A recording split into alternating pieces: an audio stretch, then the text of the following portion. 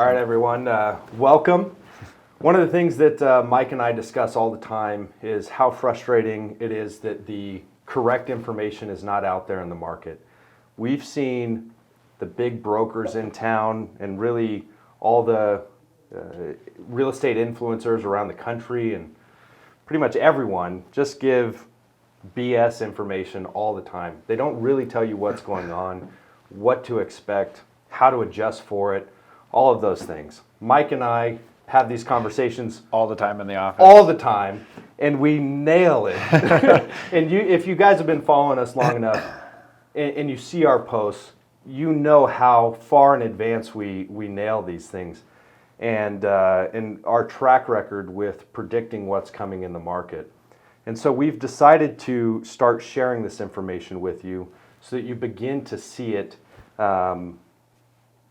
more often and know how to adjust. Or prepare for it. And prepare properly for what's happening. So what's going on right now? The Fed is going gangbusters. And there's so many things happening in the housing market. There's a lot of nuance and detail that is really important to consider when navigating these waters. And so I first wanted to talk about why I was able to predict inflation a year before anyone was talking about it. Why we were able to say it's coming for sure. And then what is coming now, we'll get into that. And then kind of some history about inflation and Fed policy. So there's something called the M2 money supply. Mm-hmm. M2 money supply increased in 2 years 36%.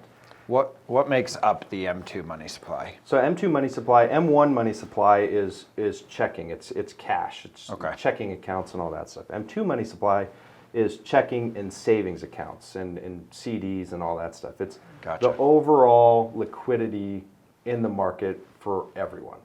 And so M2 money supply increased 36% in a period of 2 years. Now, is that from the printing of money? That's from the Fed printing of the money and going crazy with how much money it printed. Mm-hmm. And so Milton Friedman, other very famous economists, have principles around this, economic principles that say when this stuff happens, inflation is sure to follow. Well, 36% increase in the money supply, we knew inflation was going to come. And yet the Fed was saying there's no inflation in sight. And then inflation is only transitory. And then, here we are today. Right. And so we were saying get ready for severe inflation a year before anyone else was saying it because we saw it coming. Mm-hmm. And so one of the things that happened in 1929, the Great Depression, was the Fed was super restrictive after that. It tightened up the money supply, it increased interest rates to over 6%, and many people view it as the reason for the Great Depression lasting so long. It's kind of an idea that everyone really follows. The Great Depression was expanded and was tougher than it really should have been because the Fed was so tight. Do you think they were over tight in that period of time? Definitely. I think, and I do think that they remained too tight for too long. Gotcha. And so a lot of the Fed officials have, since that point, done everything to escape deflation. Dealing with that. So that's part of why we have the 2% target every year of inflation and all of those things, is they're trying to escape deflation at all costs because they don't want a tight monetary market. So they know the mistakes that were made during that time, and they will basically do anything they can to stay away from that. Now that I might not necessarily agree with. Do I agree that deflation probably caused the Depression to go longer than it should have? Doesn't necessarily mean I agree with the policies that are going on today. But that is their mandate, pretty much, is to escape deflation. Which we can talk about in a different video. So the consequence of being too tight is you had a collapse in the economy. There wasn't enough liquidity. There wasn't enough capital investment. People aren't starting businesses. Right. It was too tight for too long, and therefore problems. Yep. So we knew what was coming with inflation, and now the Fed just announced yesterday at the filming of this video that they are going to be continuing. Yeah, they don't see any sign in slowing down. Right. So the Fed chairman Jerome Powell said we are not going to slow down anytime soon, and they want to be sufficiently restrictive. That's his words. We want to be sufficiently restrictive of the market. And he says that the risk of under-tightening is far greater than the risk of over-tightening. That is scary because he says that there's no sense of inflation coming down. So let's talk about that for a second. Right. So CPI is the inflation index. Okay. That's what we say, this 8.5% inflation mark that everyone's been talking about. You hear in the news all the time. Yeah. That's inflation, right?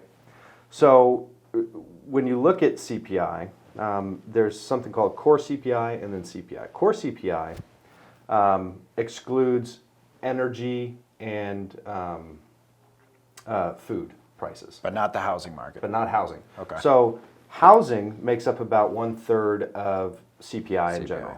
Core CPI, it makes up about 40% of core CPI. Everyone knows that housing is going down. Yes. Across the country. And even in places and cities where it might be stable, it's not really going down. Yeah. It's definitely not going up. 100%. Reports of rents going down across the country. Yep. Prices going down across the country. Property sitting much longer. Property sitting much longer. Every real estate professional, everyone knows housing is going down. Right. And if housing makes up 40% of core CPI, 40% of core CPI is already going down. Why wouldn't they separate this? Well, is it an old school tactic or like? Right. So that's the nuance that's going on here because we know in our discussions that we talk about, energy and food prices are going to continue to go up. Of course. They're going to continue to inflate.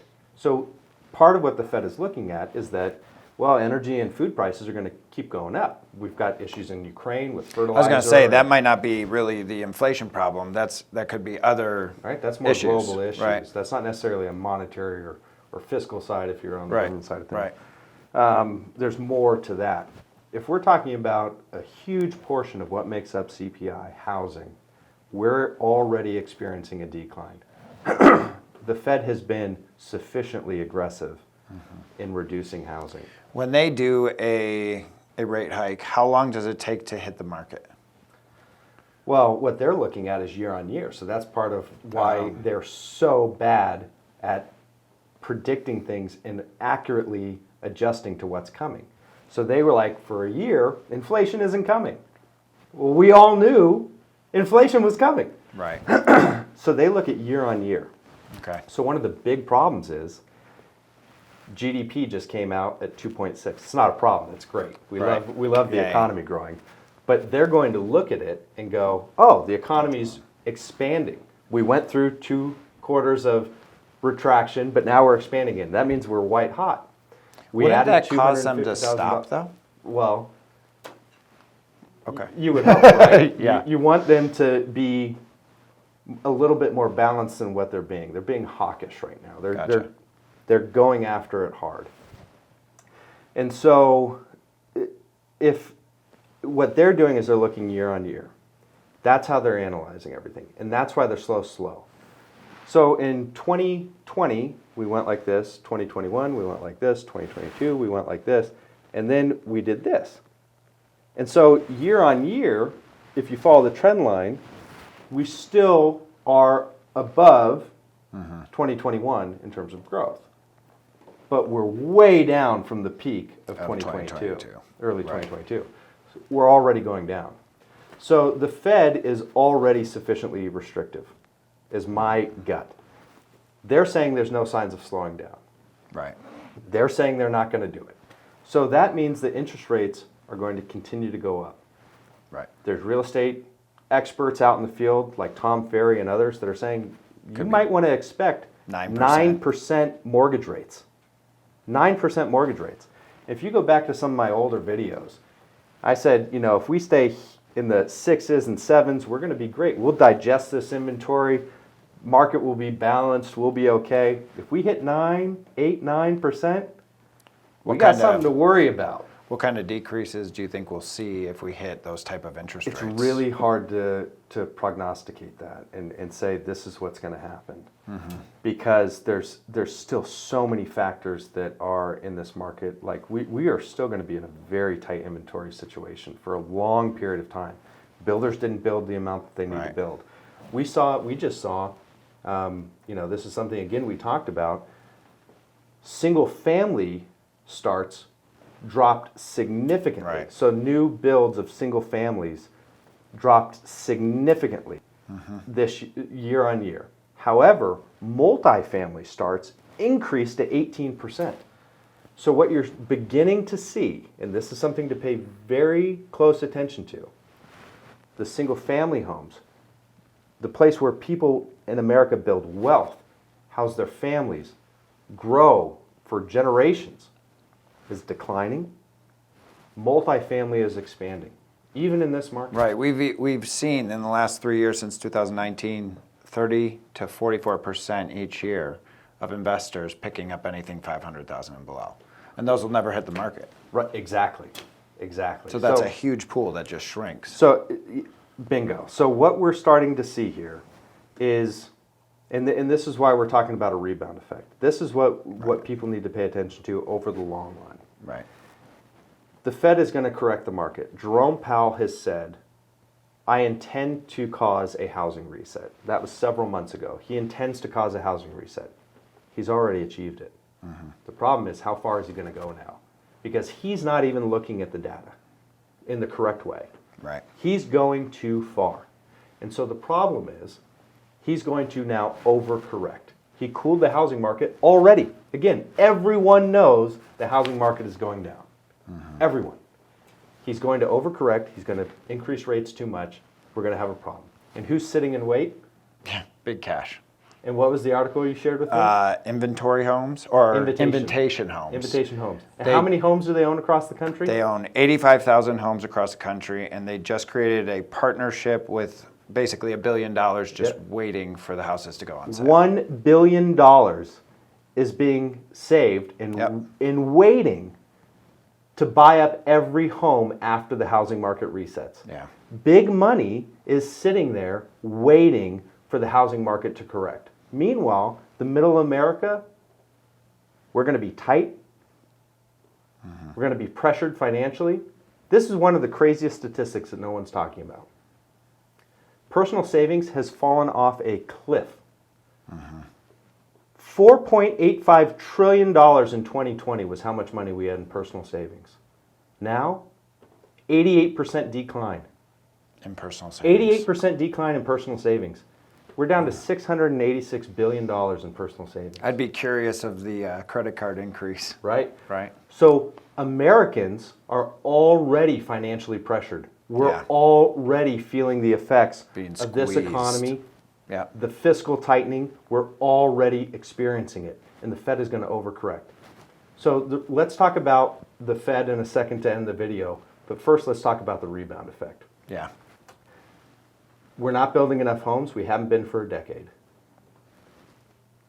What you mentioned, 0 to 500,000, 48% in Las Vegas was purchased by investors, cash last year. So inventory is this big. Then it goes like this. And it goes like this every year. They're buying it, they're buying it, they're buying it. New homes aren't building it.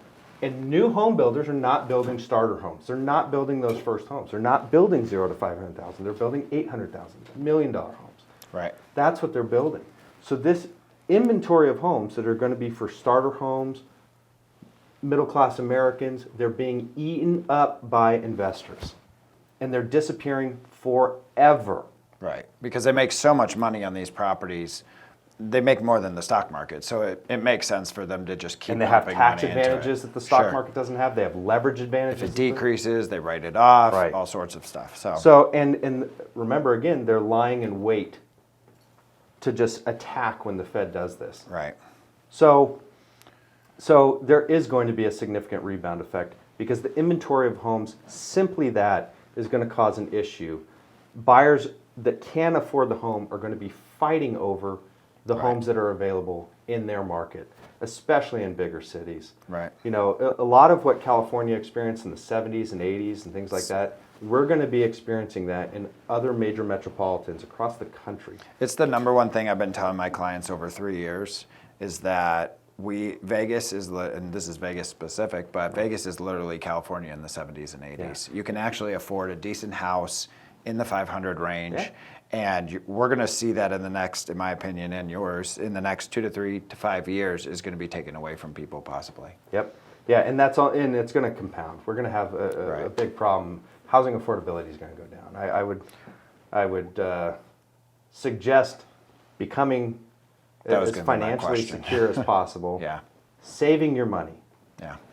Don't buy toys over the next year or two. Don't go out and buy fun things. Save your money. Buy assets. Buy things with real value. Right. And wait for the long run. Even if you buy in this market where housing may correct a little bit, if you hold over the long run, it's going to turn out well. And it might turn out very well. Mm-hmm. So be financially smart. Don't make decisions that are frivolous at the moment. Secure your home. And I would say pay attention to your money too. I think a lot of people don't pay attention to their funds, to how much they're spending, to all of that. Now would be the time to really organize yourself, focus on your money, pay attention to how much you're spending. Get rid of the multiple streaming services. Right. Stop the DoorDash. Right. We had a good run. Right. Let's tighten up a little bit and look forward to buying a great asset in real estate in the next couple of years or now. If it makes financial sense to you, you know you can weather a little bit of a storm, great asset to buy, especially for the long run. Because keep in mind, if you do wait too long in this market, eventually you're going to be going up against those billion-dollar cash companies. Right. And they will outbid you, and you'll get right back into that war that we were in a couple of years ago. So, waiting too long is not. I mean, obviously, again to your point, it needs to be very specific to your family situation and what you can afford, and make sure you can afford the higher interest rates. But there are some other loan programs out there that might be able to help too. Definitely. And so to end it and to transition into the next video that we'll talk about, Jerome Powell said, "Trust of the public is the most important thing for the Fed and any central bank."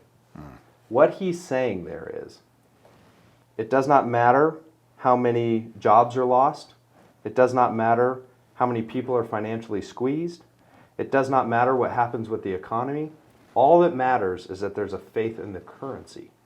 That's what he just said. He said it in his own words, but he said the 1.3 million jobs that are going to be lost, that's estimated based on his rate increases, doesn't matter. Mm-hmm. However financially squeezed you are, doesn't matter. However tight you and your family are, doesn't matter. What matters is there's a faith in the currency and in the Federal Reserve. Yeah. And so my overall theme is that the American public is being pressured and squeezed, and we need to attend to it properly. Yeah. Look forward to the next video, guys. Thank you, guys.